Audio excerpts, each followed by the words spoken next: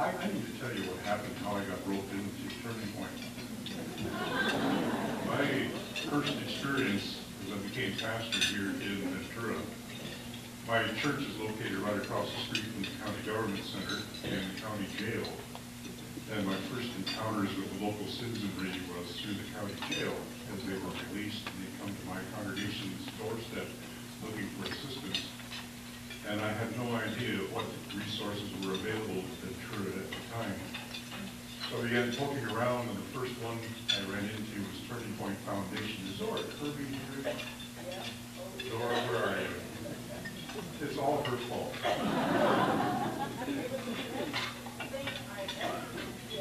What did you say? Say that again. Well, Zora and I got acquainted. She introduced me to Turning Point Foundation, and I've been privileged to be on the board since then. It's been, this is my close to my 8th year now, and I've found it a real privilege. And yes, Turning Point Foundation has provided multiple services, not only to people passing through my congregation from across the street, but also to members of my congregation who have struggles of their own with mental illness, homelessness, etc. And I'll share more with you in a little while. Right now, I'd like to introduce you to our Executive Director, Clyde Reynolds. Would you please welcome Clyde?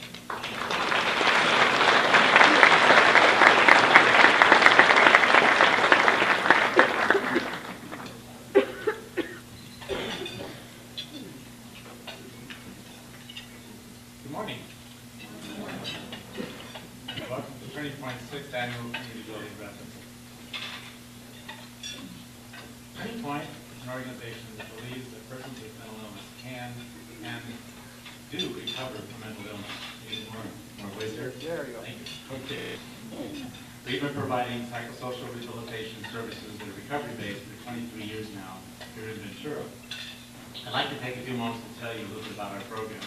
Some of you have heard my spiel before because you've been here before, and some of you haven't, so I'm going to go back over it a little bit to tell you a little bit about what we do. But our programs and services assist persons living with mental illness at all levels of their recovery. From those who are seriously mentally ill or living on the streets to those who are now living successfully in the community. Our multi-agency homeless-to-home outreach program, the Our Place Shelter and the Drop-In Center, are programs that are designed for people who are mentally ill and homeless, and that's where they often begin their recovery. Our staff work hard to establish the kind of relationships that engage them, and then to help them connect to mental health services, their source of income, and eventually get them into housing, which is the goal of any program that serves persons who are on the streets and homeless. We also provide transitional and supported housing, and that's where individuals can continue their recovery. Now they have a place to live. Now they have, and I think what we find also is when you have persons who are homeless, when they're living day to day and their whole existence is all about where you're going to be and where you're going to sleep and what you're going to eat, it's pretty hard for you to get on with your recovery and to look at, having a future vision of your life. And so, once we've connected people with those resources they need, we can now offer them housing. And for some people, transitional housing works because it gives them some time to really work on their issues, develop the skills that they need, and then to eventually find another permanent housing in the community. But the goal of our programs that are homeless are really to get people into housing as soon as possible.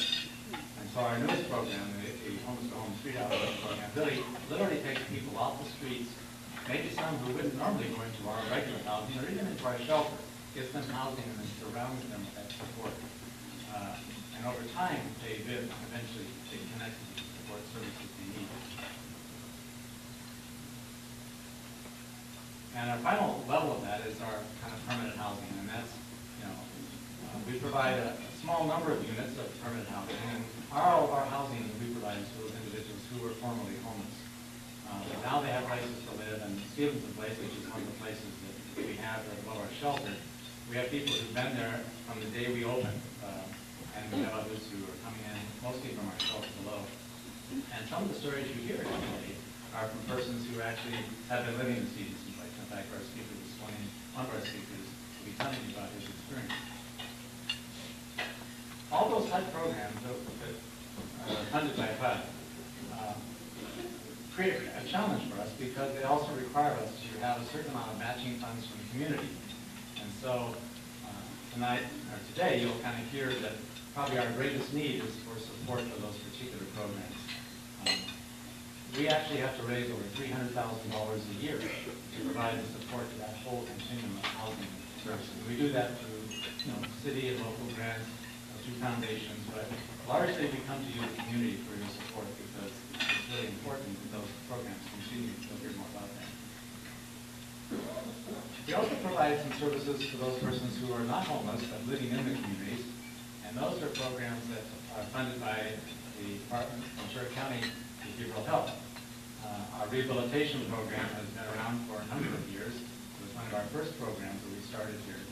And we have rehabilitation centers in Oxnard and in Ventura. And those are for persons who the department refers to us who really need more support, need more help with their living skills, and need to develop their social networks and become, begin really envisioning living in the communities and living more independently. One of our newer programs is the Wellness Center. This is an exciting program because this particular program is, all the services are delivered by persons who have their own lived experience with mental illness. And these are individuals who've been trained as peer support specialists, and they provide the support to one another to help people not only continue their recovery, but also to maintain their recovery. And that's a very exciting program. And I'm actually very pleased to announce that we just learned that we have just been awarded a new contract by Ventura County Behavioral Health to take those same peer support specialists into the board and care homes where people are living and to try to create more therapeutic environments for them and to help eventually get them engaged in the community. So this is going to be a very exciting program.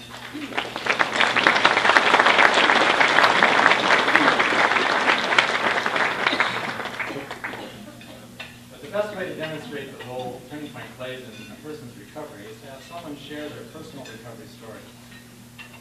Joe Eckes, a current resident at Stevenson Place, who also attends the New Vision Center, has agreed to share his story this morning. Please welcome Joe.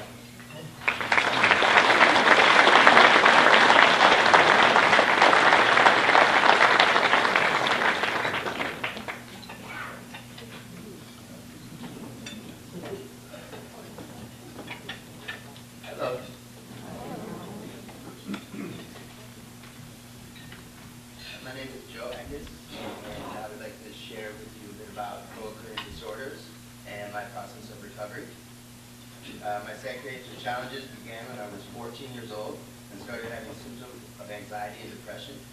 At that time, I did not know the appropriate coping skills and instead began a pattern of maladaptive behaviors such as cutting, isolation, self-medication, and suicidal ideation.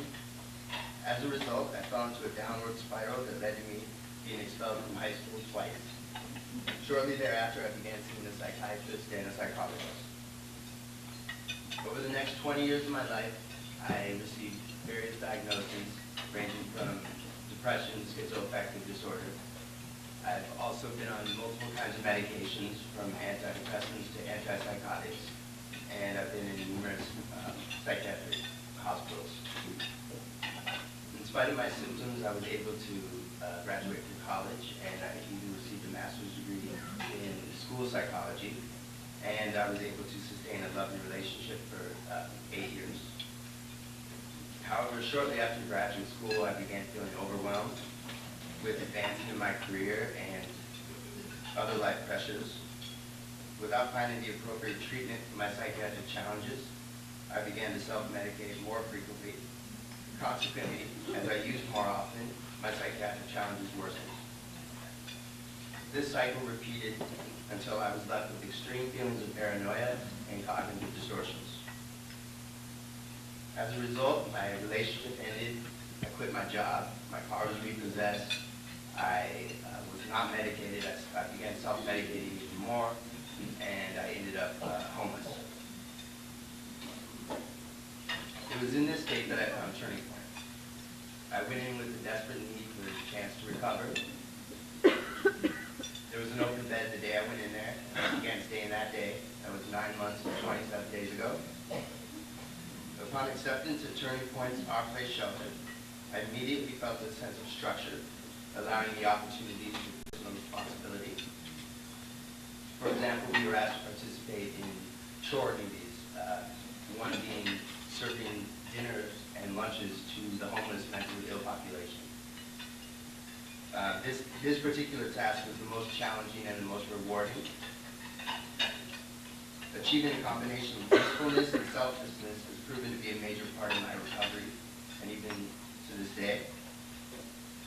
Furthermore, as shelter residents, we were offered group therapy, individual therapy, and weekly staff meetings for daily maintenance. I stayed at the shelter for 5 months. In that time, I was able to attain medical insurance.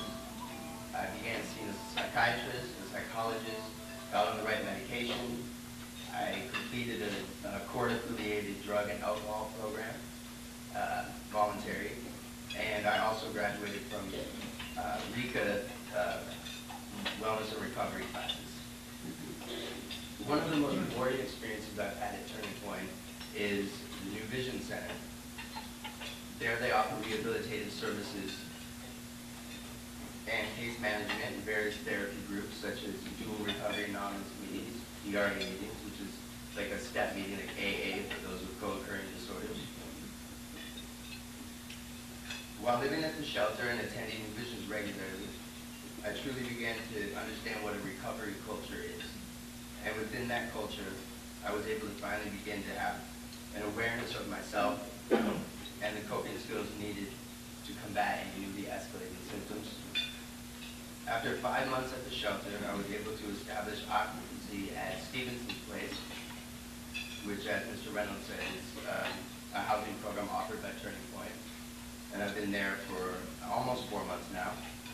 And it has proven to be another helpful step in improving my personal accountability and responsibility, as well as my ability to exercise independence. Recently, I applied and earned an employment opportunity with Turning Point as well. I believe that with my education and my lived experience, I could prove to be a valuable asset to a work environment such as this. I cannot say how much the program and the people behind Turning Point mean to me and have meant to me during this time. I feel like I've been given a chance to restart with a stronger foundation and much more self-awareness than I've ever had before. Understanding how to cope with symptomatic triggers is empowering and at times can be life-saving. Today, I'm happy to say that I'm in the maintenance stage of recovery. I'm in the process of becoming familiar with feeling well and allowing myself to strive for and achieve goals with stability and confidence. Furthermore, I am grateful and proud to stand here as an example of how with will, determination, and the appropriate system of treatment, recovery from co-occurring disorders is possible. Thank you very much.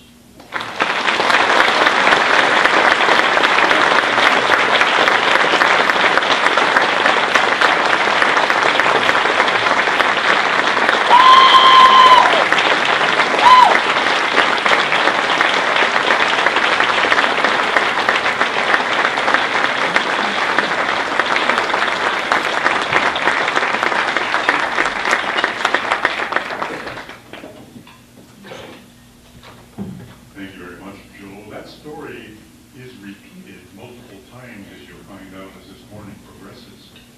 Right now, it's my privilege to introduce to you Jan Myrick. Here's Jan Myrick. Just briefly got acquainted with her this morning, but you read her bio that's in your program this morning. She's a remarkable mental health leader. And I know that you'll find her story this morning to be very inspiring. I see she's working on her PhD, doctorate in industrial organizational psychology. Okay.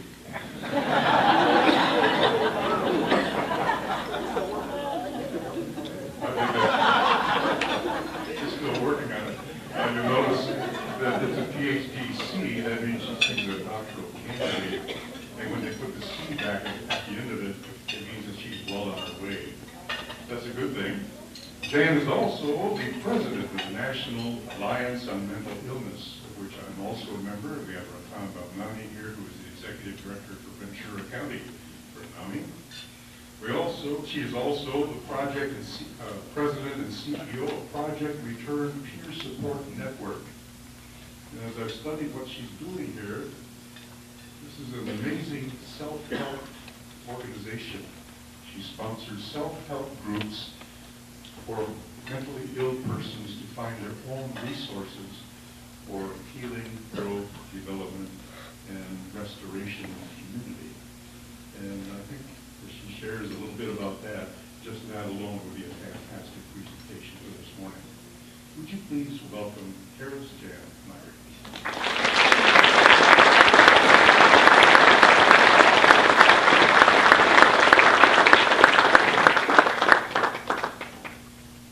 Yeah, the whole food is using, right? What's industrial organizational psychology? I'll let you know when I finish the PhD. It's like one of those things you're explaining, you're like, what? All right, so first of all, thank you very much for the introduction. And thank you to Turning Point for inviting me to speak, and I'm really honored to be here. And for those of you that don't know, this is coming back for me because I used to work in Ventura County. Where's the time?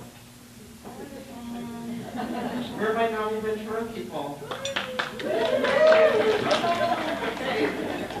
So anyway, I used to work at Recovery Innovations, California, when Recovery Innovations started out here, I don't know how many years ago. So, but I was living in LA County, and as I call it, schlepping to Ventura because it was such a drive. And then I got called back to LA County to run Project Return Peer Support Network. And Project Return Peer Support Network is the oldest and largest peer-run organization in the Los Angeles area. We provide services to over 3,000 people with mental health issues, from peer support groups to, in our peer support groups, we have 124 peer support groups throughout the entire county. And we provide also peer support in what's called a community integration program, which is working in Twin Towers, Dale, Metro State Hospital, boarding care and IMDs, enhanced IMDs, providing RAP groups and other type of peer facilitated groups. And then we do other training for the county. We're contracted with LA County to do the training of all their peer specialists. And I think the coolest thing is that we hire and employ peers. We have over 100 staff who are all people with lived experience with mental health issues who run the organization, provide services, do the billing, you name it, everything that a nonprofit has to do each year. So it's really exciting to see people and hear people's story of recovery and how they got to come to work at Project Return and give back to their community. So, one of the things when people introduce me, I hate my bio, by the way. I'm like, what is that thing? Who is that person? I know that person. And I always wonder, how do I get up in the morning and where did my day go? But when I read my bio, I'm like, oh, okay. I get it, why I have no life. I get it. So, but it really is only a glimpse of who I am. And the truth be known, the most important thing about me, I think, is my journey, and that journey from patienthood to personhood. And that journey in my work and my life will continue to make a dent, I hope, a contribution to mental health care and access to recovery-oriented, compassionate, and effective mental health care. So my story is my journey of moving from what I call invisible to visible, powerless to powerful, voiceless to finding and using my voice, and building on love, to knowing that I am loved beyond my wildest imagination. And all of this is due to the love and encouragement and support of others.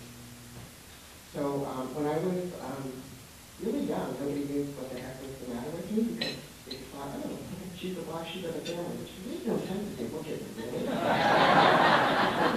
was like, well, aren't we all black sheep of the family?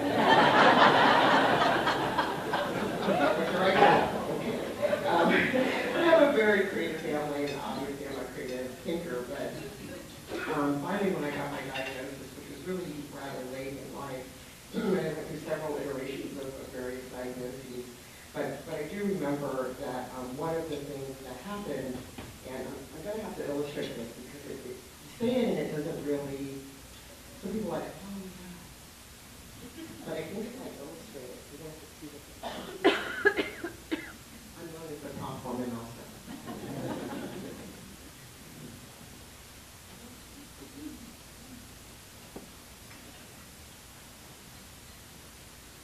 So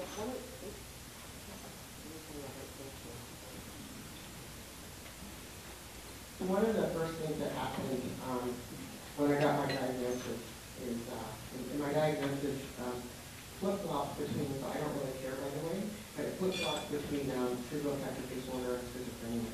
Doesn't matter to me, as long as I'm okay with being okay, that's fine. So the first thing that happened is,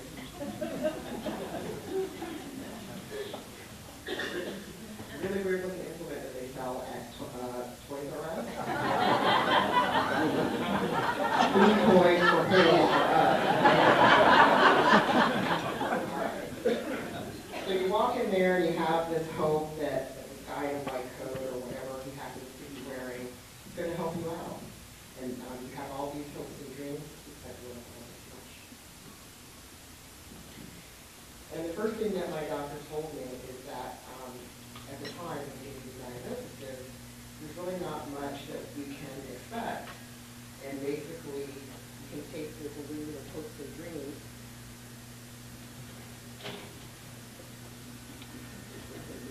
Now, I didn't do this to myself, but he did it, and he said, they're gone, basically, is what happened. And then as you know, you grow up in life. As you grow up in life, there are many things that you want to do, and there were lots of things that I wanted to do. So I wanted to enjoy my family, I loved music, I wanted to go to work. I didn't think much about a career, I just wanted to earn some money, right? Get all this whole swag and stuff. What else? I just loved school, so I wanted to go on to school. And again, I was told these are things when you have schizophrenia that you can't do. I was told everything that I could do, but nothing about what I could. Everything that I couldn't do, but nothing about what I could do. And again, the doctor told me that all of these things that I had grown up to dream about and wanted to do suddenly were gone. And that's exactly what it feels like. Somebody's taking your life and your dreams and just popping up. And you have no control over that. And the best thing that I had to learn how to do was to get all of those things back.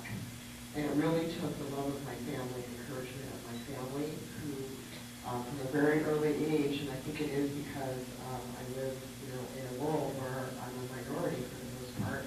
Everything that they said was, you can achieve anything in your life that you want to achieve. And that was just a repetitive message all through my life. You can achieve whatever you want to achieve. You can achieve whatever you want to achieve.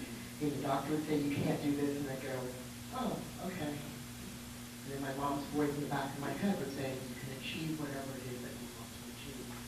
And their undying love and support helped me kind of wake up to the fact that I could achieve whatever I wanted to achieve. They didn't know when I was in graduate school earning my MBA that I was actually homeless for a part of the time. I was a little embarrassed to tell them.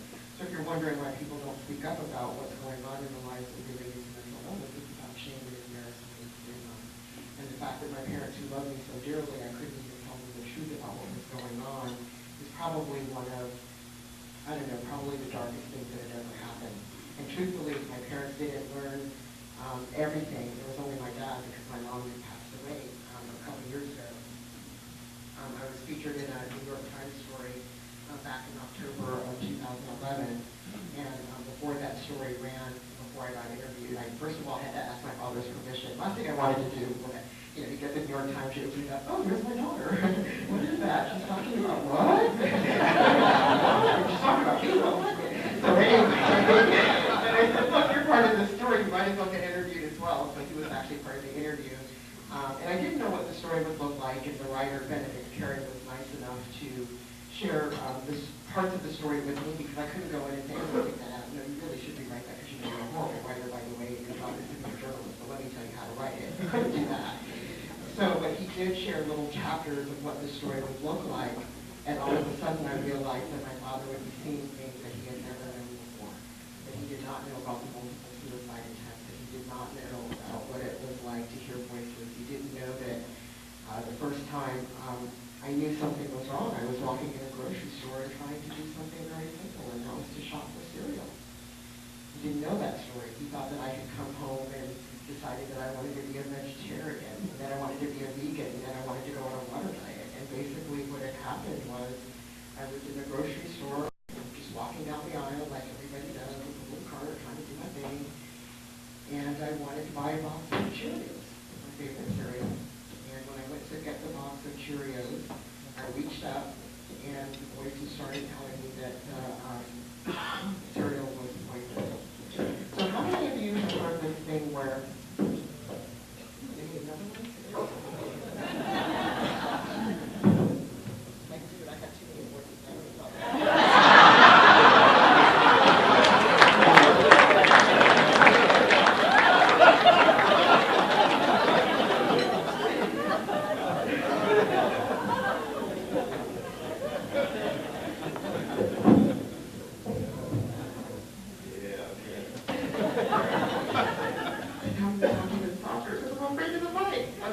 So anyways, so I'll try to into the mic. How about that?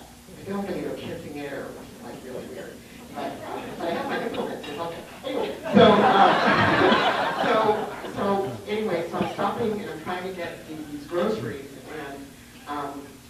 and when I went to reach the first box of the Cheerios, this voice said, "Oh, the Cheerios are poison. The cereal is poison." And then I kept thinking, why is my mom here in the grocery store? Because my mom always told me, don't touch the first box. Reach behind and get like the second or third box. How many people have heard that before? How many? All right, seriously, I thought it was black things. I just wanted to make sure. I just want to make sure. So I was like, have people heard that before? Is that just my mom? Has my mom got her own stuff going on? So anyway, so I reached for the first box and I thought, okay, yeah, that's right. Mom said don't get the first box. Reach for the second, reach for the third. So there I am. I'm about at the sixth box back now because the voices are still telling me that cereal is poison. And I decided, well, maybe it is the Cheerios. So what's my second favorite? Kix. I go to the Kix, not happening, same thing. I go to the Chocula, whatever the heck it's called. Because I don't even, I just eat 2 brands of cereal. I don't eat all this other stuff. By the time I get to the Fruit Loops, I figure things are really bad. Really bad. And I hear this voice over the intercom, clean up on aisle 7. And when I looked behind me, I had decimated the entire cereal aisle because I thought I was like, oh, this is here. Because I was eating it. I also have OCD, so it's like arranging and putting things in. Forget it. The whole aisle was decimated. I wasn't putting them back. I was actually taking them off the shelf and throwing them on the floor. And when I heard that voice from the intercom saying clean up on aisle 7, it kind of made me do a snap to, and I sort of snapped to, and I looked around, I saw that the aisle was decimated. But I think the saddest thing that I saw was people in the aisle, first of all, kind of horrified, and a child kind of like, this facial expression of mom kind of sobbing. And I stopped, and when I stopped throwing the cereal down, people just kind of went out their way, and they were easily able to do what I couldn't do at that moment, was to pick up a box of cereal, put it in their basket, and go. And I couldn't do that simple act. And I was so embarrassed to tell my parents, and I was so scared that I just ran out of the grocery store. And I came home, and I told my parents that I wouldn't eat. I couldn't eat. What's the matter? And I told them I had the flu. That I had a stomach ache, or I had this, or I had that. This went on for weeks until my cousin finally called me the Afro woman because I had lost so much weight that, and you can see, I'm not a tiny person, right? I'm a big girl. So, but I had become so small, I had to buy all the clothes and all this kind of stuff, and I really looked like a refugee from Ethiopia, and I had lost so much weight. My parents were so concerned. We were going back and forth to the regular doctor, and I kept saying, I had this stomach thing, And he gave me some medication for the stomach and kept trying different things until one day I woke up and I was in so much pain because I needed the medication for my stomach, clearly. And I walked into my mom's room and I finally admitted, I crawled into bed with my mom and dad. Now imagine a 20-something-year-old person crawling into bed with their mom and dad. But they knew something was wrong and I was crying. And I said, it's not my stomach, it's my head. And at that point, we needed to get me some help.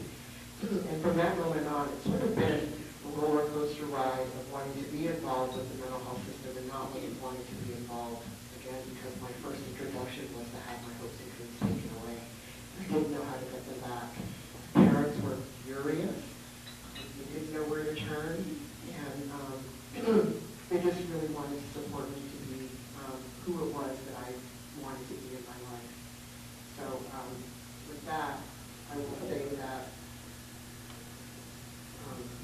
trying to learn how to get back to my life. Trying to learn how to be the person that I am. And without my mom, who, like I said, died about 4 years ago, right when I got my job at Project Return. It's kind of sad because she's never seen me speak like this. She never saw me get a job. I mean, I was working before I got sick, by the way, but she never saw me get my life back when she passed away and still struggling to get off of disability and get back to work, so she never saw that. She came with me when I first got nominated to the board of directors of NAMI at the national level and was elected onto the board. Because she was so sick, she didn't understand what happened, and she said, so what is it that you're going to be doing with the president now? I'm thinking, no, Mom, no. So she didn't quite get it, but people tell me, well, she works from above and she gets it. But one of the things that my mom would always do, and my dad found some sticky notes that have the story on it, which is really cool. My mom used to leave sticky notes all over the place. And so as he was cleaning some of her things, he found these sticky notes. And so what she would do in my darkest hours, and there were times when I would think of ending my life with family refuge, my mom would say, when I was pregnant, I really wanted a girl. That's all I wanted. I wanted a girl. I had this beautiful little boy, and I thought, if I could just have a match set.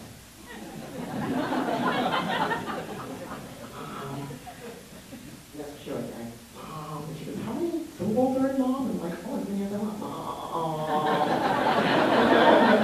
She loved that. She said, Mom. I said, Mom. Anyway, so she said, I wanted a girl, and there you were with all the hair. You just popped out, and there you were. And she would recount my birth story to let me know that I was supposed to be here in this world and I wasn't supposed to die in life. And I have to say, she was really right. And I am supposed to be here doing what I'm doing in my own unique and creative way. I remember in high school, where I was one of only a handful of black kids at a predominantly white school, my friends and I would do everything together as a clique. And because I was brought up all over the world, I had people would call sort of this international group of friends. We were like the Great Girl Coalition. And we would do everything as a clique, including eat lunch together at our special table, because we were not the whole group, by the way. So one day we were in the cafeteria at our special table, and one of my friends asked me, hey, why do all the black kids sit together? And so I looked around the cafeteria and I saw like 5 black kids sitting together. And I kind of looked and I said, I don't know, why do all the white kids sit together? Like, you guys sit together. I mean, that's what I do. It's kind of like, I really like to look around, observe the world, and understand the world and life's complexities.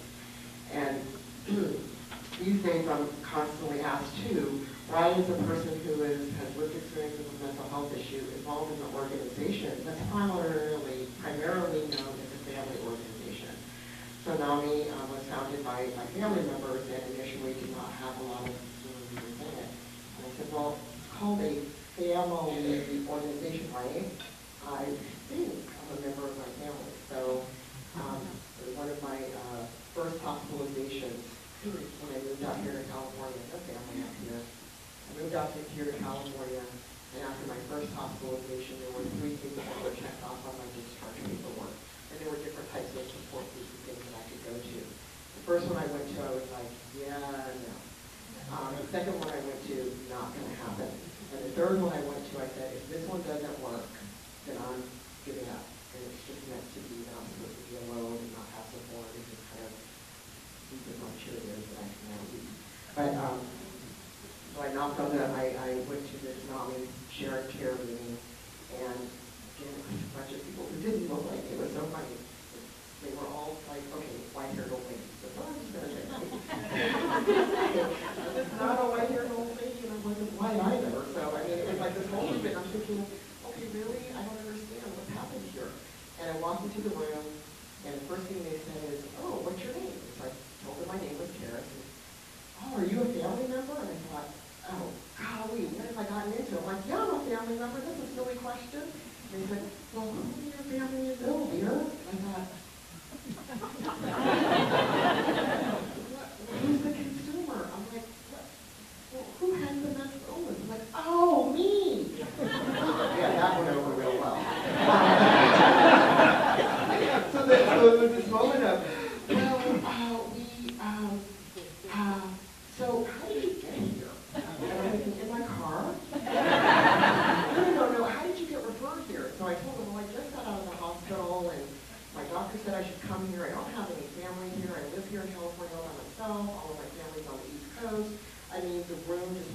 interaction.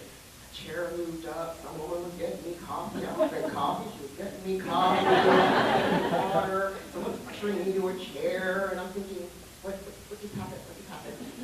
What they did is they welcomed me in. And that was the first time that I'd been welcomed in since I had been to California. And years later, here I am, still involved in NAMI. So I really give NAMI a lot of credit for, number one, being a welcoming organization that helped me get my life back together. God knows they probably saw me as a warm body and said, could you please come and be on our board? Could you please, da-da-da-da. You know how volunteer organizations work, right? But it didn't matter. It was the thing that gave me meaning and purpose in life while I was working through my recovery. So, and I have to say, you know, it's 30 years later that NAMI was started as a family organization, and something must have changed over these past 30 years. I mean, for goodness sake, they've elected an African-American woman with schizophrenia, schizoaffective disorder as their president. Seriously?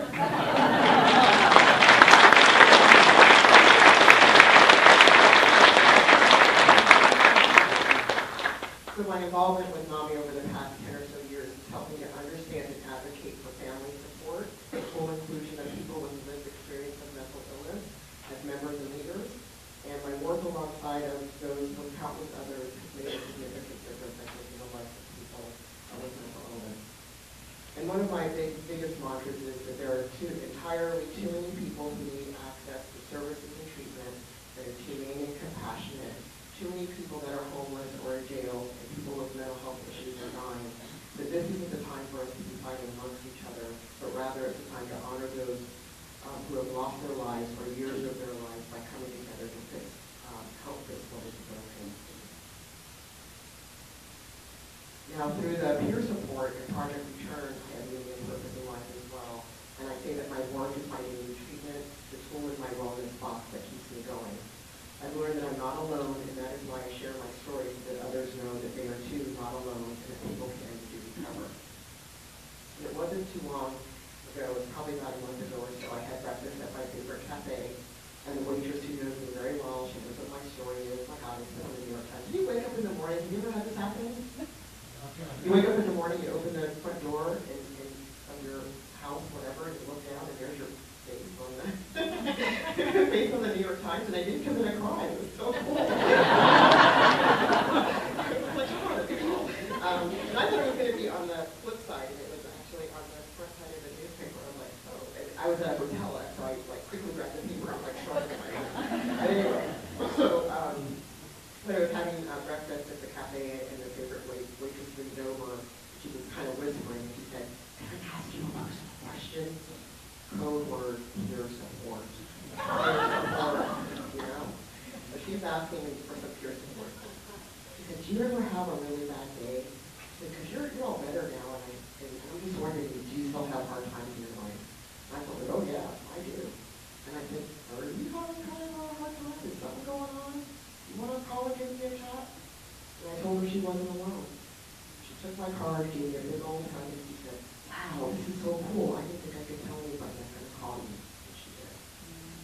So anything that I can do, running Project Return, working with NAMI, being the president of the board, public speaking, sharing my story, it serves only one purpose, and that's to make a difference, a positive difference in at least one person's life. And sometimes I don't know if I ever did that. I've accomplished that goal, and other days like today, I get the extreme privilege of knowing that I probably did. So being asked to speak today, standing before you now means so much to me.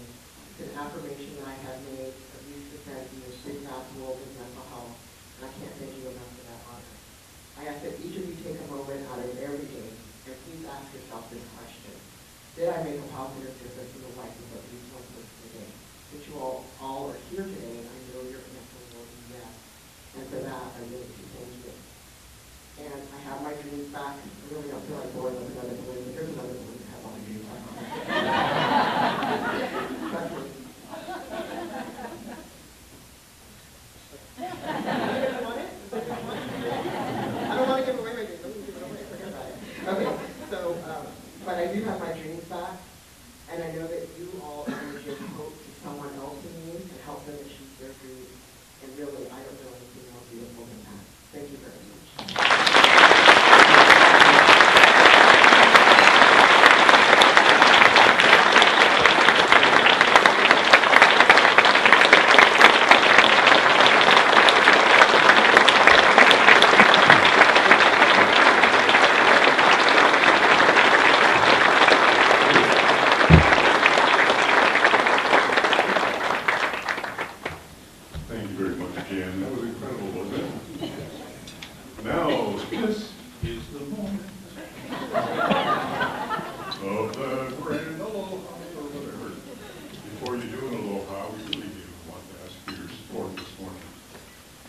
mentioned before earlier today that my own congregation has been positively impacted by Turning Point Foundation.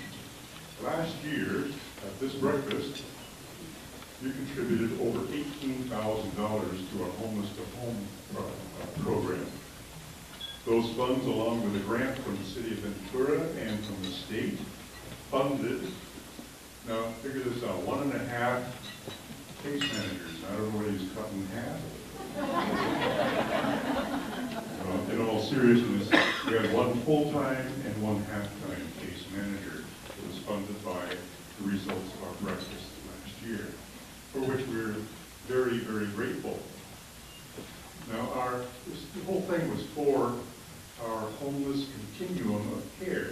So that word continuum is important because you begin with a person who is at the bottom of economic strata here. They're looking up at the dirt on the road, seriously. And you begin there and work individually, one by one, leading them from there to a normal, of course, what's normal life, a contributing part of our society, moving them from homelessness into housing, into a home, and hopefully into a job, into income, etc. as well. So we have this continuum of H2H, our street outreach, homeless to home. We have our drop-in center, our place shelter. We have a daycare center, day center. We have River Haven. I remember running into that for the first time. My youth leader in my church started a homeless lunch program at one of our parks and discovered that the city didn't like that. That we were maintaining homelessness was what they told us. We thought we were trying to help them. And so my youth leader and I marched into one of our city offices and said, "Look, sport." And we became good friends. It was a bit rough to start with. But he introduced me to the River Haven, and my church became involved in sponsoring that as well. And you understand that this continuum involves our whole community, whether it's religious, whether it's business, whether it's individual, entrepreneurship, whatever. We're all in this together. These are our fellow citizens, they're our neighbors, and we are called to strengthen our whole society at every level. And so we have our supported transitional and permanent housing program. As I said, we raised $18,000 last year. We received 1.5 personnel in case management for this project. Now, here's the disaster. This year, the state has cut one of our biggest support, $30,000 for EHAC, the Emergency Housing and Assistance Program. That basically wipes out a big share of what we were trying to do this past year. And I understand the state's in financial trouble, as is our whole national economy, as you well know. But, as you also well know, according to our Congress, etc., we're on recovery, aren't we? Yes, are we? That's all right, I'm glad you're laughing too. And here's what we have. Our place is Drop-In Center, which is on Thompson Road, by the way, just east of California. It's one of our best kept secrets. If you drive down the street, you won't notice it. But here's what happened there. Last year, we housed 53 persons there. And we provided services to an additional 309 who were living on the streets. This year, because of that budget cut of $30,000, these programs are canceled. We can't fund them. Because of this, we had to cut the half-time case manager. We're down to 1 now. However, as of January 31st, we've already served 380 shelter drop-in homeless clients. That's a 23% increase over last year. That's just in the first month of this year. We still have 5 months left in this fiscal year. So you understand that we are in a budgetary crisis. We need your assistance. Now, my lightning quick mind has calculated what we could do here. We have approximately 300 people here this morning. Divide 30,000 by 300, what do you get? $100. Thank you.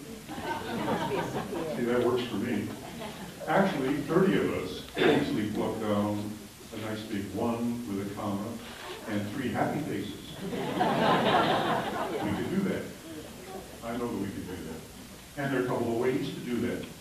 You can decide to break that up over a monthly support program.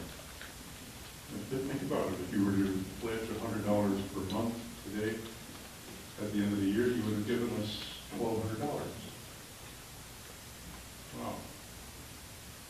That's the way that's painless, and it works. Now, last year, we had a professional fundraiser here who listened to me make this task and suggested through the grapevine that I did it all wrong. And I got the message, so I'm going to take a shot here in the dark. I should ask all of you for $1,000. Okay, I did.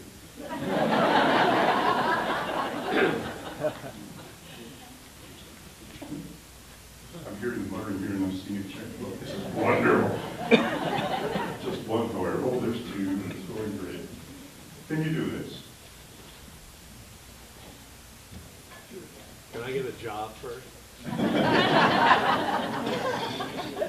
Call me afterwards. I have some openings for it. I do have some contacts. As a pastor, I never thought that I would be a case manager, finding people work, finding people jobs, finding people housing. But my past 8 years working in this community, that has taken up probably 80% of my pastoral ministry time. And it's fun. I enjoy doing it. So seriously, if you need a job, you know where you might come. As a pastor, that's suddenly become my pastoral care job. Can you do this? Yes. Yes, thank you. All right. That being the case, let me introduce you to our magic envelope. We provided a series of ways you can put your name and address, city, state, zip, phone number, email. We'll keep in contact with you. Yes, and you can check 50, 100, 250, 500. You can write in 1,000. I asked for a moment ago. I would like to donate how much monthly. Put it in there. We can bill your credit card for you. We can, well, you can see it all right there, right? And I'm supposed to end about now. So would you take care of that right now? I want to hear the furious flipping of pages. I want to hear the scratching, scratching of pens. I want to see this happen. We need your assistance big time. If you want us to bill you, we can take care of that. Put your name as it appears on your card. Put the card number, expiration date. I promise you it is secure. We will not sell your name to anybody else. You can sign it. And if you can volunteer, and if you're jobless, I know you have plenty of time on your hands right now, so come on and volunteer. We have work for you at Turning Point as well. Would you take care of that for us right now? Thank you. Speaking on behalf of my boss, God bless you, everyone.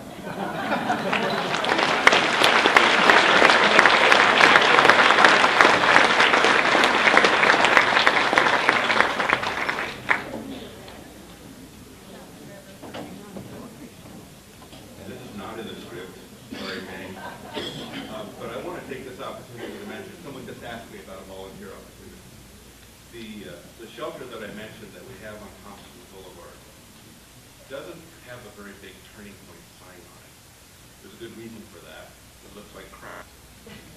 And the inside is even more interesting. The manager of the facility, her office is in the pantry, so she's got canned beans and cereal and things like that, and a desk and a chair. We own the building. We've owned it for many years. The upstairs has several single-room occupancy apartments that are permanent housing for people who have come through Turning Point. And the downstairs is a shelter with 10 or 12 beds and a little living room area where people drop in, and a kitchen where we feed many, many people every day. This facility is in dire need of a makeover. So, volunteer opportunities. One, if you know that guy on, home makeover, and get him to come material, that would be great. We'd love that. Or, if you will be interested, you'll be hearing more about this. We're going to make an effort this year to get some community people involved to adopt this facility and help us give it new life and make it feel loved and cared for. So I just want to put that out there into the universe, and you'll be hearing more about it.